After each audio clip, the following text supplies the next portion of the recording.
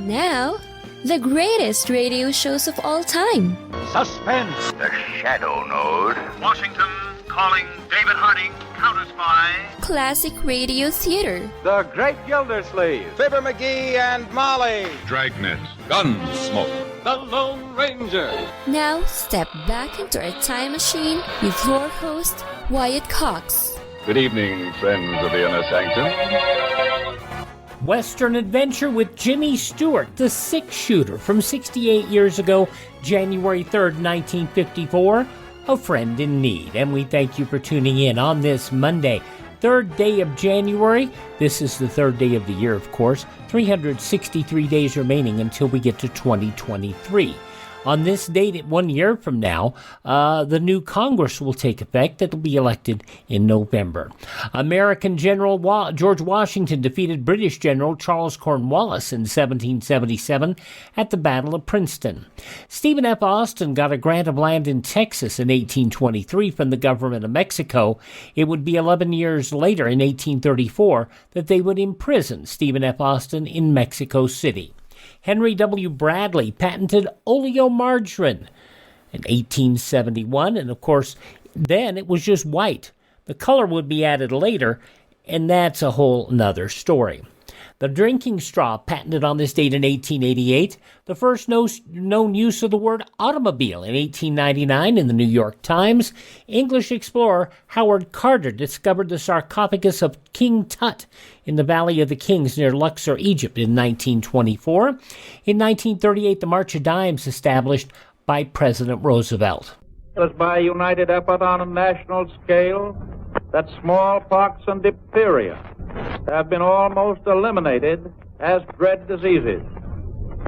And today, the major fight of medicine and science is being directed against two other scourges, the toll of which is unthinkably great: cancer and infantile paralysis.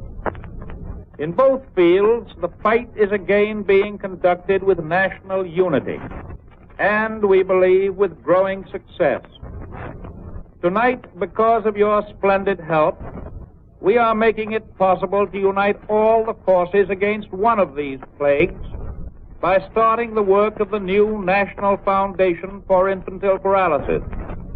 The dollars and the dimes contributed tonight and in the continuing campaign will be turned over to this new foundation, which will marshal its forces for the amelioration of suffering and crippling among infantile paralysis victims wherever they are found. The phrase March of Dimes coined by Eddie Cantor. Admiral Chester W. Nimitz placed in command of all U.S. naval forces on this date in 1945 in preparation for planned assaults against Iwo Jima, Okinawa, and Japan itself. Proceedings of Congress televised for the first time on this date in 1949. Happy birthday, Alaska. You were admitted as the 49th State of the Union on this date in 1959. In 1961, the U.S. severed diplomatic relations with Cuba. There is a limit to what the United States in self-respect can endure. That limit has now been reached. Our friendship for the Cuban people is not affected. It is my hope and my conviction that in the not-too-distant future, it will be possible for the historic friendship between us once again to find reflection in normal relations of every sort. Meanwhile, our sympathy goes out to the people of Cuba, now suffering under the yoke of a dictator. The words of President Eisenhower, U.S. relations restored with Cuba in July of 2015. In Moscow, on this date in 1993, George Herbert Walker Bush and Boris Yeltsin signed the second strategic arms limitation talks. And in 2000, the last new Peanuts comic strip created by Charles Schulz. To me, the only thing that mattered was to try to draw the best comic strip that I could every day. And he did. Schulz would pass away just about a month later, February of 2000. Colon cancer. Computer analysts reported two major security vulnerabilities affecting the microprocessors of almost every computer in the world back in 2018. Passing away on this date in history, the killer of Lee Harvey Oswald, Jack Ruby, hotelier Conrad Hilton, dancer Jose Greco, and Phil Eberly of the Eberly Brothers. This is the birth date of writer J.R.R. Tolkien, Rings trilogy, also Zazu Pitts, actress Anna May Wong, Welsh actor Ray Milland, Victor Borgia, Betty Furness, and Hank Stram. I went to school with some of his kids while he was still coaching the Kansas City Griefs. Yes, I said Griefs. I'm a fan. I can call them the Griefs. Happy 90th birthday to a fella you saw in War Games and in 9 to 5. Dabney Coleman, 90 years old today. Stephen Stills, 77 today. Lawrence Welk Show entertainer Sissy King is 76. Victoria Principal, 72 today. He was in WWE, New Japan Pro Wrestling, the NWA Mid-South Wrestling, AEW, from 1985 to now. Jim Ross, 70 years of age. We wish him the best in his recovery from cancer. Skin cancer, but cancer nonetheless. Actor Mel Gibson, 66. Winnie Cooper in the Wonder Years, and Math Whiz, Danica McKellar, 46. I did not know that since 2017 she had been the voice of Judy Jetson. Didn't know that. The co-founder of the DJ group Daft Punk, Thomas Bangalter, is 47. And from Fighting with My Family and Black Widow, she was in that movie about Paige, the pro wrestler, and her family. Florence Pugh, 26. Those some of the people celebrating the third day of January is their birthday. And if this happens to be your birthday...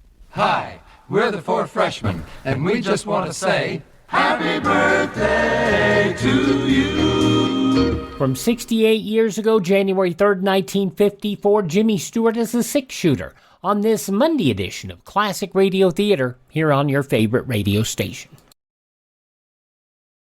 In 1953, radio was losing its grip.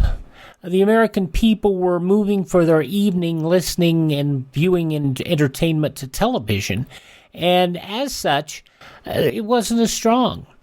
NBC tried a number of things, including this program, bringing a name entertainer and a strong script and a strong production. It unfortunately only lasted 39 weeks, primarily because NBC saw the writing on the wall. They could not attract an advertiser for the show for the entire run. They did have a couple of spots where Coleman advertised, but by and large, no success. So this basically rang down the production of new long-form entertainment programming as far as drama on NBC Radio. The Six Shooter, starring Jimmy Stewart, What a Way to Go Out. January 3rd, 1954, 68 years ago today. James Stewart as the Six Shooter.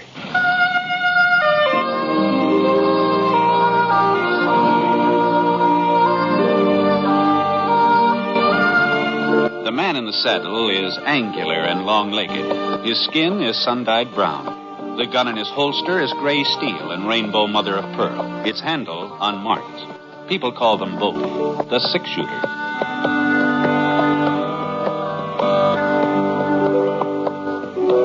The NBC Radio Network presents James Stewart as the Six Shooter, a transcribed series of radio dramas based on the life of Britt, the Texas plainsman who wandered through the Western Territories, leaving behind a trail of still-remembered legends.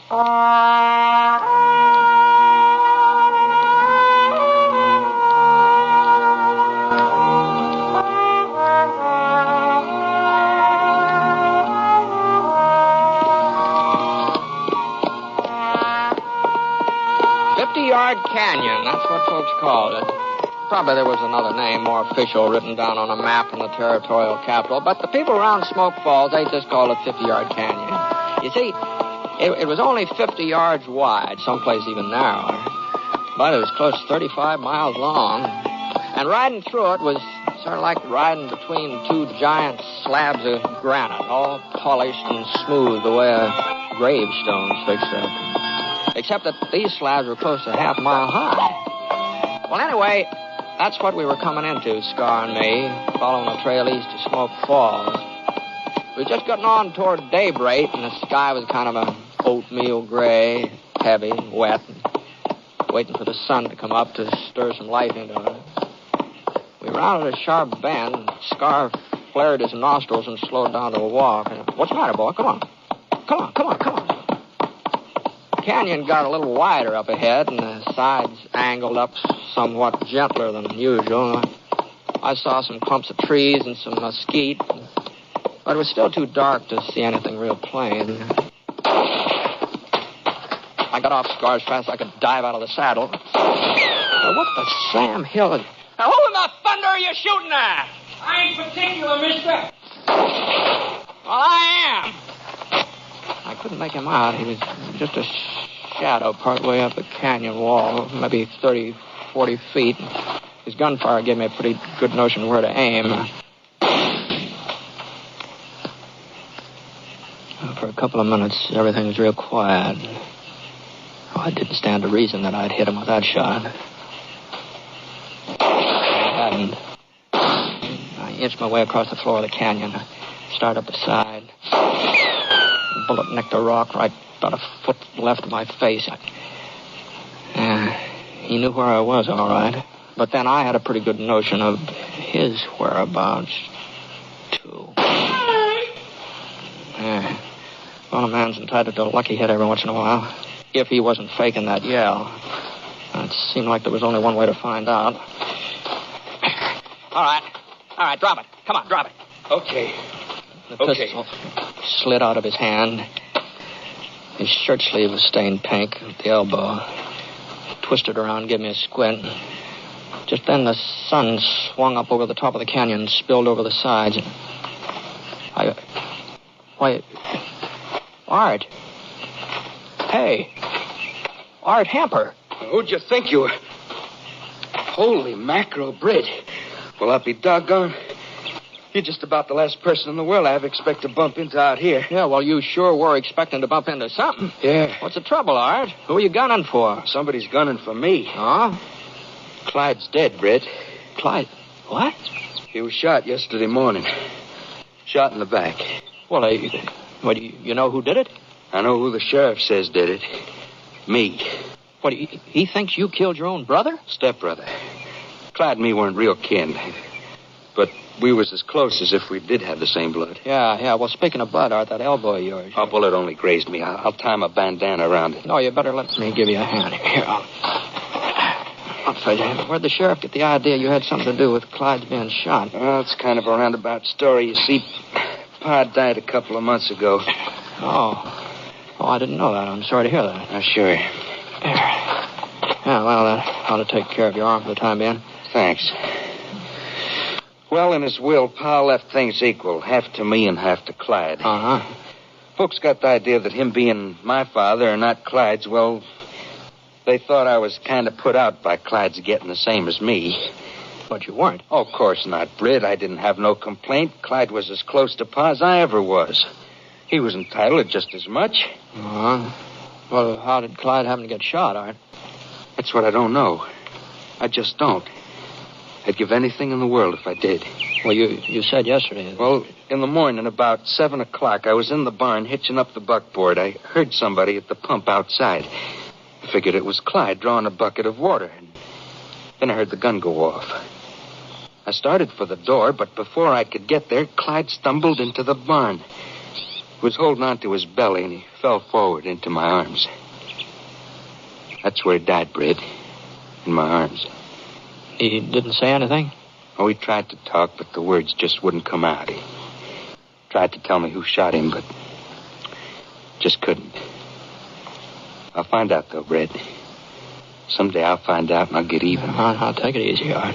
Instead of blaming me, why ain't Sheriff Vale looking for the guilty man? Why ain't he going after the real killer? Well, you're sure the sheriff does blame you? Well, he arrested me yesterday afternoon. Oh, I see. Tried to take me into town, but I gave him the slip. Rode up into the canyon here. Oh, well, now, you shouldn't have done that, Art. If you're innocent, you'll get a chance to prove it. Running away, that just makes you look guilty. How could I prove anything dangling from the branch of a tree? What are you talking about? They was going to lynch me. George Crump and Sam Bitley and the other fellas with the sheriff, and he wasn't going to do nothing to stop him. He said hanging was better than I deserved. You don't know Sheriff Vale, Britt. No, you must be new to Smoke Falls. Well, you don't believe in wasting time with trials and juries. I wouldn't be the first man Vale's let the boys take care of. I see. That's why I had to get away. Oh, I knew I couldn't run too far before they'd catch up with me out here in this canyon. Well, you are kind of boxed in. Yeah, but I figured a day or so when the fellas had cooled down, listen to reason. Maybe they'd even pick up the real killer's trail by then. Uh-huh. I thought you was one of Vale's posse when I heard your horse. That's the reason I fired. I wasn't aiming to kill anybody, understand, Britt? I was just hoping to scare you off. Uh-huh. Well, even so, it sort of seems like to me you stand a good chance of making things worse for yourself the way you've been acting. I'm not saying that a man has to sit tight and let himself get lynched, but it just... What do you think I ought to do, Britt? Well, I don't know. I'm riding into Smoke Falls. We could ride along together. If you give yourself up, that ought to be something in your favor. Well, yeah, I guess you're right. My horse is starting to go lame. I couldn't go much further anyhow, but tell you the truth, Britt, I'm scared. You're scared? Well, they had a rope. George Crump was carrying it when the sheriff arrested me. And the way the fellas looked, their eyes half closed and their faces red, sort of like they had a fever. I ain't never been a coward, Britt, but I was scared. Well, like you said, they'd probably cool off by now. Well, if there was some way I could just be sure. Britt, maybe if you was to talk to him first. Talk to him? Well, before I give myself up. They must be following me. You're bound to run into them on your way into town. Well, I suppose so. Well, they'd listen to you. They respect you, and they'd have to listen. Even Sheriff Vale must have heard about the six-shooter. You could tell him that I never had nothing against Clyde. You knew he was always friendly, even when we was kids. Sure. Well, if you'd make the sheriff understand and the boys with him, well, then I'd feel better about going back into town.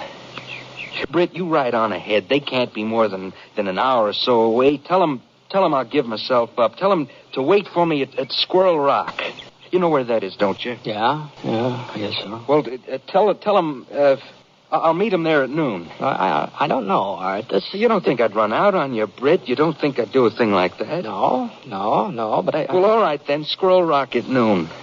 That'll give my pony time to rest up. Well, afterwards, after I'm all straightened out with the sheriff, we'll find out who killed Clyde. You'll help me find out, won't you? I'll help if I can, Art.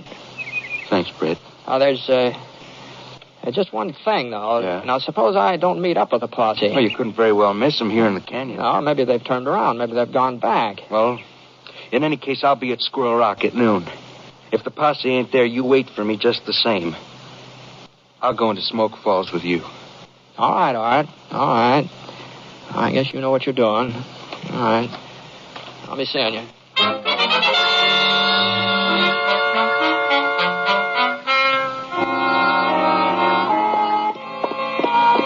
It was about 10 o'clock in the morning when I passed Squirrel Rock. Not much later when I met up with the posse. Wasn't much of a posse, though, just 3 men. Fellow in the lead gave his pinto the spur and trot up ahead of the other 2. He's a good-sized man, big bone, solid, with a tangle of red hair and splotches of freckles across his face. And the way he wore his revolvers and rested his hand against the butt of one of them, you could tell who he was, too. Even if you didn't happen to notice the star on his breast. Howdy. Morning. I'm Sheriff Vale from Smoke Falls. Yeah, I've been expecting to run into you, Sheriff. Oh? My name's Ponset. Britt Ponset? It sure is. Well, how are you, Britt? What are you doing around here? Oh, I'm just passing through, George. Sheriff, ain't you never met up with the six-shooter? No, can't say as I have. Heard about him, though. And this here's Sam Bitley, Britt. Oh, yeah. Howdy. You said something about expecting us, Ponset. Yeah. Art Hemper thought you'd be heading up this canyon. Hemper? What were you? You mean you ran into Art, Britt? Early this morning. Oh, doggone it. That's who we're looking for. Yeah, he told me. Well, did he tell you why? Sure. Yeah, his brother was killed yesterday. You won it for murder. And you knew all that? You just let him go scot-free? Oh, what'd you expect me to do? You could have brought him in, saved us the trouble. Yeah. I'm not a part of your posse, Sheriff. Besides, Art willing to give himself up. Give himself up? He says he didn't have anything to do with Clyde's death. The only reason he ran off is because you were talking about lynching him. Say, Britt, Have you gone loco? You didn't actually believe him, Ponset. Well, I've known Art for a good many years, Sheriff. Well, looks like we know him a little better than you do. Yeah, I saw it, Britt. The whole thing with my own eyes. I saw the murder. Now, hold on, George. Now, you didn't see I it. tell you, I saw it. There's Howard McNear along with Jimmy Stewart from 68 years ago, January 3rd, 1954, the six-shooter here on Classic Radio Theater. We'll have the news from this date 68 years ago when Classic Radio Theater continues. Mike Lindell, the inveterate CEO of MyPillow, wants to give back to listeners. You can get great discounts on all MyPillow products if you go to MyPillow.com. Click on the radio listener special.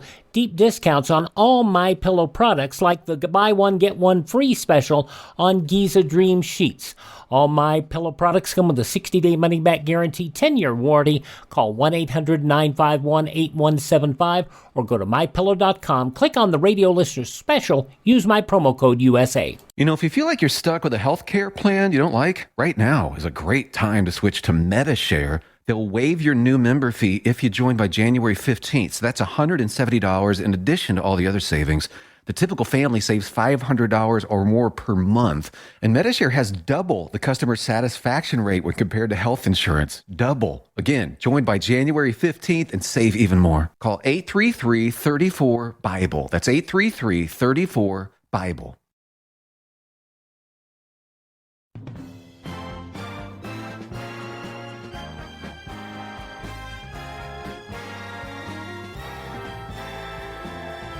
Thanks for tuning in to Classic Radio Theater here on your favorite station, an episode of The Six Shooter starring Jimmy Stewart, as it was originally broadcast Sunday, January 3rd, 1954. In the newspapers of that Sunday 68 years ago, these were some of the headlines. Treasury and congressional staff experts have agreed on major points in the sweeping tax revision proposal, providing for almost $1.5 billion annually in tax cuts in many fields. Informed sources said yesterday only minor details needed to be worked out before the proposal can be laid before the tax-writing House Ways and Means Committee, probably within 10 days. For the first time since 1875, the entire revenue code has been reviewed at one time. Thousands of pages of tax laws have been rewritten with the aim of giving both individuals and business firms a better break, ending conflicts and confusion and uncertainty, and removing inequities. President Eisenhower will follow up with his State of the Union message to Congress Thursday with a series of special requests for a revised tax program, Taft-Hartley labor law changes, and an improved farm program.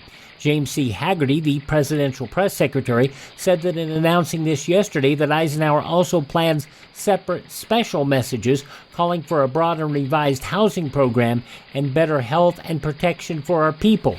By better protection, Hagerty meant expansion of Social Security coverage and possible increased benefits. 5 special messages dealing with the subjects he mentioned will go to Congress within the first few weeks after Congress reconvenes Wednesday. Hagerty announced that at the president's holiday headquarters in Augusta, Georgia.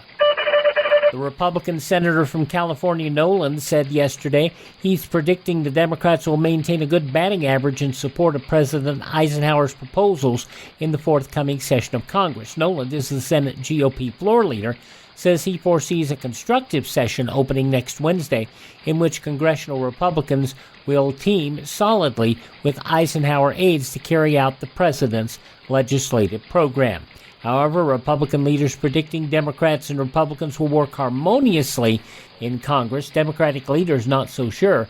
Among them, Congressman John W. McCormick of Massachusetts, the Assistant House Democrat leader, accusing the Republicans of declaring political war at a low, contemptible level by their recent buildup of the Harry Dexter White spy case. U.S. experts who have learned communist methods from first-hand experience said last night it may be necessary for America to pay ransom for the release of 30 Americans held by Chinese Reds. NBC, in a 30-minute documentary broadcast, told the story of American missionaries, businessmen, students, and newspapermen, including NBC correspondent Richard Applegate, being held by the Chinese Reds. Those taking part in the broadcast, called 30 Forgotten Men, included Robert A. Vogler, once a prisoner of the communists in Hungary, and William Otis, Associated Press correspondent, held for more than 2 years in a Czech communist prison. Corporal Claude J. Baxter, the soldier who deserted his Red POW camp in the first hour of the new year to return to freedom, leaves by Seoul today for Tokyo by plane, and his Japanese wife, whose letters helped shatter his dreams of communism. An Army spokesman said the 24-year-old Texan's wife, Kyoto Araki, had not asked permission to meet him at the airport. The pair were wed in a Shinto ceremony 4 years ago, and the Army never recognized the marriage. And when B. McIntyre, Richmond, Virginia, a 33-year-old auto mechanic, heard he had won the Burlington, Wisconsin Liars Club contest, he commented, "I always had the reputation of being a truthful man." And those some of the day's top news stories as reported in the newspapers of Sunday, January 3rd, 1954. On your radio, The Six-Shooter, starring Jimmy Stewart, which continues now on Classic Radio Theater. I was riding past the Hemper Ranch, and Clyde and Art were out behind the barn. They didn't notice me. They were too busy arguing and shouting. Then Clyde turned and started to walk towards the house. Well, Art pulled out his gun and shot him in the back. Clyde didn't even have a chance to draw. Well, is that the truth, George? As true as anything in this world. But I swung around, and I headed into town to get the sheriff. And that's when Art spotted me. He got off a couple of shots, but I was out of range. The story he told me is entirely different. Well, that shouldn't surprise you too much, Ponce. No, I guess not. What happened when you arrested him, Sheriff? Well, we didn't arrest him. No, we didn't. Why do you think we're out here looking for him? I see. But he took off before I could bring the sheriff back. We picked up his trail and followed him into the canyon here. Yeah, and as for anybody trying to lynch him, well, there'll be no lynch law in Smoke Falls while I'm sheriff. Well, that's good, Sheriff. Yes, sir. And besides, ain't no need in his case. Any jury in the territory will convict him on the evidence. Why, of course. Yeah, well, it sure sounds that way, doesn't it? Well, doggone, I just don't know what to say, Sheriff. Well, you aren't to blame for believing Art. You were a friend of his. Before he changed. You went around to see how mean he's got the last few months. Always picking on Clyde and making life miserable for him. As if it was Clyde's fault the old man left him everything. Everything? Well, sure. Ranch, cattle, the whole shebang. The whole shebang. Yes, sir. I guess Jake Hemper knew Art wasn't any good underneath. I guess that's why he picked Clyde to inherit, even though he wasn't a blood relative. Well, you gotta admit, there's one thing Art's good at. Huh? Lying. The way he fooled Britt Ponce, he must be a pretty convincing liar. Well, you'll have to give him that much. Won't you, Britt? Yeah,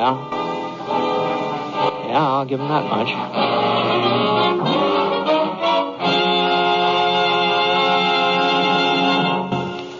We'll continue with James Stewart as the six-shooter in a moment.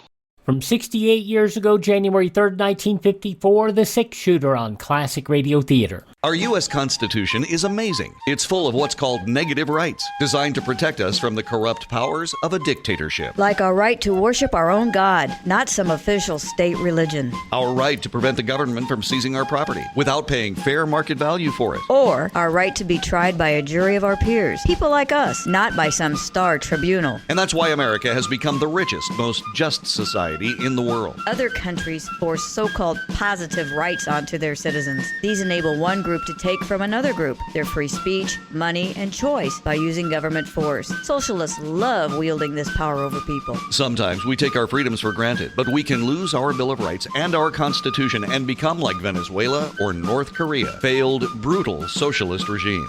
We need your help to spread the good news about our amazing U.S. Constitution. Help us take back America. Go to ouramericanrights.com. Brought to you by the American Media Council. Science fiction in Tuesday's Classic Radio Theater, an episode of X-1 from 1956, The Roads Must Roll, the story of the rebellion of the engineers that keep the motorized roads rolling. That'll be on Tuesday's Classic Radio Theater, going back 65 years. But now the conclusion of The Six-Shooter, starring Jimmy Stewart, from 68 years ago, January 3rd, 1954.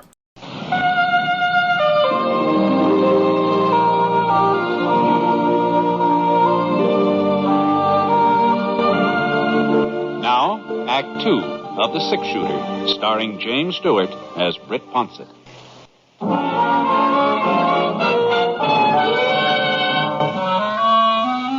Well, there wasn't anything else I could do but just tell Sheriff Vale the whole cock and bull story just the way Art had given it to me. I felt like crawling in a prairie dog hole. Oh, not just because Art had made a fool of me. It was more than that. We'd been pretty good friends once, all three of us. Art, Clyde, and me. Now Clyde was dead, and sooner or later Art would be brought in for killing him. If I wasn't so doggone gullible, it might have been a lot sooner. Swell Rock, eh? It's only 3 or 4 miles. You must come by it. Yeah, that's where he said he'd give himself up. Oh, is that so? Well, if he told you to wait for him there, you can be darn sure it's the last place he'll be. He's probably still up at the end of the canyon, trying to find the pass you come through. Yeah, I guess so. Yeah, sure. Well, we better ride on ahead. You want to come with us, Ponset? No, I think I'll head back for town. Well, suit yourself. I left a couple of the boys along the way in case Hemper gives us a slip and starts backtracking. You might tell him to keep the eyes open, that we haven't caught him yet. Yeah. All right, Sheriff. Okay, George. Sam, come on, let's go. Come on, boy.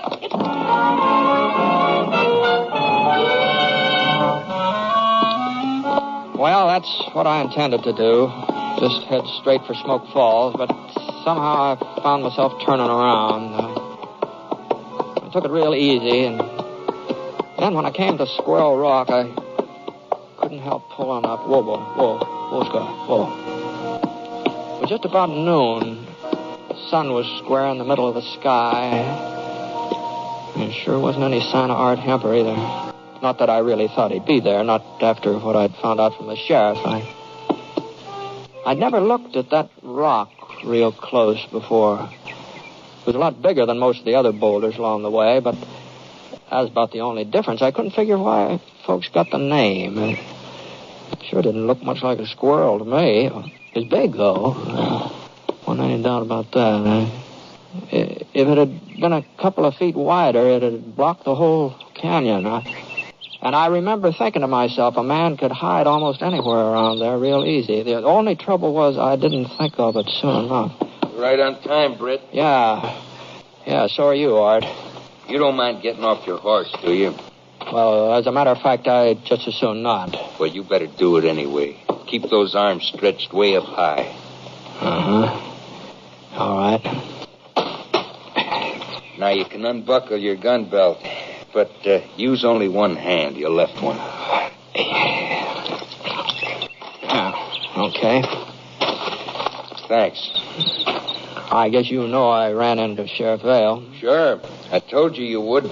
Him and his boys come riding through here just a few minutes ago. Didn't even stop, huh? I must have figured I was up at the end of the canyon hunting the pass you come through. Yeah.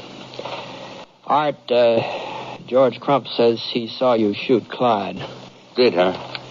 Well, I didn't pick a very good time for it, did I? You're not going to deny it again, huh? You wouldn't believe me if I did. I already pressed my luck with you once today, Britt. I won't try it twice. Why'd you kill him, Art? It wasn't Clyde's fault your father left him the property. The ranch wasn't the real reason. I guess folks never will believe me, but that wasn't the cause. Well, what was the cause, then? I can't even put it in words. I reckon I hated Clyde. I reckon I always hated him, but I didn't know how much until they read the will, until I found out how Pa really felt towards me. You see, I never had no mother. She died when I was born. Oh? It wasn't very long after that Pa married again, and I had me a ready-made family. Oh, she wasn't like one of them stepmothers you read about in stories. She always tried to be fair and honest. Maybe that was it. Maybe she tried to be too fair. Yeah, too fair? Well, whenever I did something bad, never said a word to me. She waited till Pa come home and told him about it. I was his son, she said, and she didn't have no right to punish me. It was up to Pa to take down the razor strop and give me a whaling. Not that she was easy on Clyde. She wasn't. She saw to it that he told the line. But he belonged to her. He was her responsibility. He got plenty of whippings, too, but it was her that give it to him. I guess it don't sound very sensible, Britt, but there was times when I used to wish she'd care enough about me to, well, just slap me or give my ears a good boxing. But she never did. I was Pa's son. Now, you couldn't blame Clyde for the way his mother acted toward you. Oh, I didn't blame him. Not at first. I told myself we were even Steven. He had a ma and I had a pa. That was fair enough. And whatever happened, I was Art Hemper. Britt, he wasn't even entitled to the same name, not by any rights. Once I asked Pa about that, I asked him why Clyde was calling himself Hemper. Real good tannin. That's the answer I got. Mm-hmm. That's the way it was. All the time I was growing up, all the time until she died. I was kind of happy when it happened. I thought maybe now it'd be me and Pa again. I thought her being out of the way would sort of push Clyde to one side. Things didn't work out like I figured. Clyde and Pa, they mourned together. They seemed to be closer than before. So I told myself all I had to do was wait. I was Pa's son. Everybody knows when a man dies, it's his son that inherits. All I had to do was to wait. And then it did die. And I found out I'd been living my whole life on lies. I'd convinced myself that when the chips were down, Clyde wouldn't matter anymore. Pa'd realized I was his son, his only son. And then the day they read his will, I knew that I hadn't had a ma and I hadn't had a pa either. Clyde had them both all the time. So I had to kill him. Maybe if he was dead, things would be different. Art.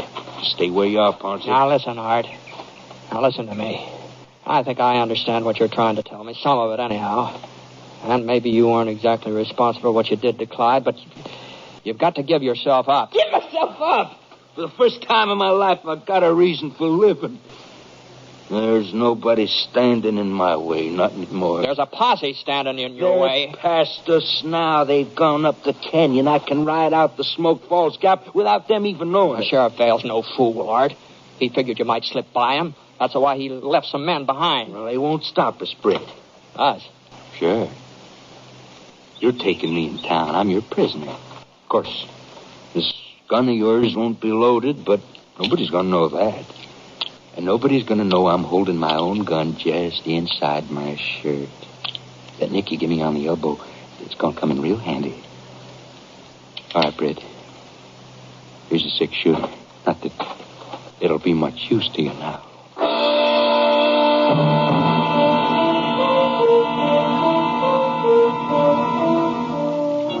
Art brought his pony up from behind the rock, and we started down the trail. In a way, I felt kind of sorry for him. But that didn't justify what he'd done. It didn't justify him getting loose and killing somebody else, maybe. We were getting close to the mouth of the canyon now, and the trail kind of straightened out. I figured we ought to meet up with one of the sheriff's boys somewhere along about here. Be their last chance of stopping Art before we hit the flat country. I guess Art was figuring the same thing. Hold your gun on me, Britt, like you were serious. All right. Don't try anything fancy. We rode out for about 5 minutes more, and then I spotted him. A fellow leaning against the side of the canyon with a carbine across his arm. He must have been dozing, but when he heard us, he came awake fast, and the carbine swung around ready for business. All right, hold up there. So you got him, huh? Yeah, I got him. Who are you, mister? I didn't see you with the posse. My name's Ponsett, Britt Ponsett. Oh, sure, the 6-shooter. Did he give you any trouble, Mr. Ponsett? No, not so far. Well, where's the sheriff? He's back a ways. He'll be coming along. Well, maybe you ought to wait up here. We can all ride into town together. Now, the sheriff said Ponsett was to go on ahead. Oh? That's so, Mr. Ponsett? Yeah, that's what he said. Well, I guess you can take care of him. You ain't gonna need no help. Not with that gun of yours. I hear it's about the fastest shooting 6-gun ever been turned out. Say, maybe you'd like to take a look at it. Oh, wait a minute. Here, catch. Are you crazy, Mr. Ponsett, throwing your gun around like that? Why, if I wasn't covering Art there... But you are covering him. Huh? Britt, I told you. Look out, I was already diving for the ground. Art fired through his shirt, and the bullet slid across the back of Scar's neck. Art didn't get a second chance. The carbine slugs tore into his chest and knocked him off his horse. He just lay there. He was bleeding bad.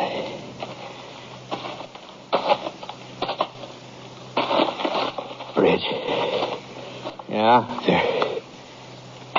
There's something I got to tell you. All right, go ahead.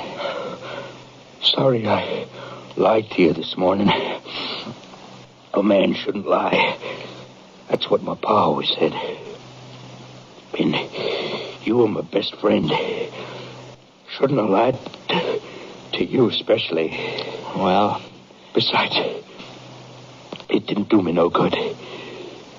It just goes to show you that lying don't pay. Pa used to whip me whenever I lied. I should have known better, Britt. I should have known that.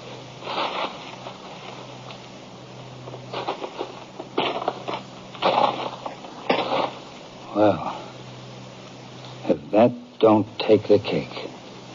What? Not more than a minute ago, he tried to shoot you down. But now all he said was he was sorry he lied to you. What happens to a man like that, Mr. Ponce? Oh, I don't know. I just don't know.